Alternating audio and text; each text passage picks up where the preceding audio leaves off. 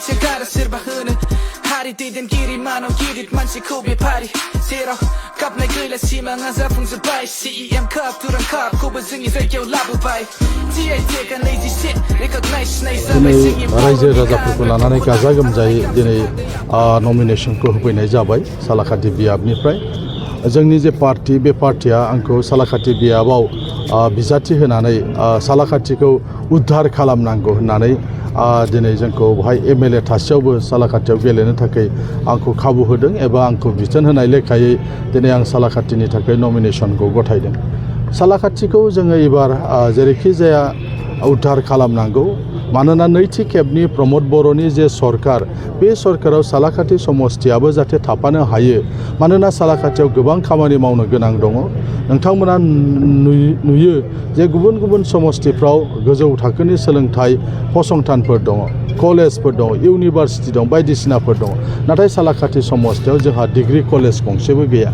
बा बेबायदि higher secondary जोंहा गैया जुनियर कलेज दं बेबो भेन्सार दा बेनिखायनो जोंनि नैथि खेबनि सरकार फैयोबा जों सालाकाटियाव डिग्री कलेज मोनसे गायसनगोन मानोना क'क्राझाराव दासिमबो जोङो जि मडेल कलेज गंफा गंफा जिल्लाया मोन्दों क'क्राझाराव मोनथ'वाखै जों एबार जि मोनगोन क'क्राझाराव मडेल कलेज जों बेखौ सालाकाटियाव जों फसंनानै लागोन आरो सालाकाटिनि लाइमोनफोरनि थाखाय सिन्था खालामनाय जादों सालाकाटियाव थानाय जिथु NTPC बिनि प्राइसखौ गुबुन गुबुन जायगायावसो फानहरनाय जायो बेनिखायनो नैथि खेबनि जे सरकार फैयोब्ला सालाकाटियाव थानाय NTPCखौ बिथा खालामनानै बेवहाय मोनसे सिमेन्ट फेक्टरि गायसननाय जागोन जायजों बेकार लाइमोनफोरनो साख्रि बेकार लाइमोनफोरनो खामानि मावनायनि जे सुजुग सुबिदा होनांगौ बेखौ होनाय जागोन सालाकाटियाव दिनै जे स्टेट डिस्पेन्सारि मोनसे हस्पिटाल दङमोन बेखौ आङो फेदेरनानै कमिउनिटि हेल्थ सेन्टार जायखौ मडेल हस्पिटाल होननानै बुङो दिनै सालाकाटियाव बे मडेल हस्पिटालखौ होनाय जाबाय सालाकाटिनि जितु हाई स्कुल बे हाई स्कुलाव 7 कोटिनि RIDFनि गंसे स्कुल बिल्डिं हरनाय जाबाय आरो बेजों लोगोसे धरती आवा ग्राम उत्कर्ष अभियाननि जितु ट्राइबेल हस्टेल बेखौबो सालाकाटि हाई स्कुलाव हौवासाफोरनि थाखाय हिन्जावसाफोरनि थाखाय खालामना होनाय जाबाय सालाकाटिनिफ्राय कालिफुख्रि थांनाय लामाखौ रिपेयारिं खालामना होनाय जादों दिनै फुकागावनि जे लामा बेखौबो रिपेयारिंनियाव हरनाय जाबाय बेफोर गासिबो मावजानाय लामायाव आरो दिनै बालाजान तिनालि कालिफुख्रि बासुगावजों थांनाय जे लामा बेखौ आसाम मालायाव हरनाय जादों सामफुर दैमायाव ब्रिज जागोन बेबायदिनो खुरसाखाथि निउ बासबारि धोरोमपुर बे मोनथाम जायगायाव दिनै साब हेल्थ सेन्टार बाव गायसननाय जागोन आरो बेफोर गासैबो टेन्डार जागासिनो दं मोनब्रै सावस्रि बिफाननिफ्राय फैनाय जे हस्पिटाल दिनै स्कुल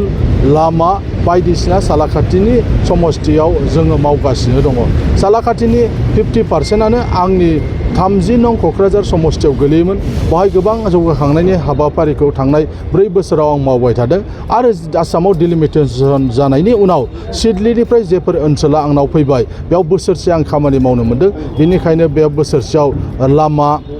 दिनै हरनाय जाबाय गंथाम लामा हरनाय जादों आसाम मालानिफ्राय मोनसे सालाकाटि हाई स्कुल कालिफुख्रि हाई स्कुलाव स्कुल जौगानायनि थाखाय बिल्डिं सेंसन खालामना होनाय जाबाय हस्टेल गायसननायनि थाखाय थांखि लानाय जाबाय बायदि रोखोमनि हाबाफारिफोरखौ मावदों बेनिखायनो नुदों जे UPPLनि जे MLA बिथाङा बे समस्तियाव गोबां खामानि मावगासिनो दङ बेनिखायनो दिनै गुबुन दोलोआव थानाय मानसिफ्राबो दिनै लोब लोब फैनानै UPPL दोलोआव सामफ्रोमबो हाबगासिनो दङ बेखौ नोजोर होनानै दिनैसिम जोंनि जे पार्टिनि जे सोद्रोमा साननाय बे सोद्रोमा साननाया दासिम 26,000निबो बारा जानानै दं बेनिखायनो सालाकाटि समस्तियाव देरहानो थाखाय जेसेबां भट नांगौ बिनि बारा जों दा जोंहा सोद्रोमाफोर दङ बेनिखायनो सालाकाटि समस्तियाव एबार जों एसे गोरलैयैनो जों बेयाव देरहासार जानो हागोन आरो प्रमद बर'नि फैगौ नैथि खेबनि जे सरकार बे सरकाराव थाफानानै सालाकाटिनि समस्तिनि जौगाखांनायनि थाखाय जों हाबा मावनो हागोन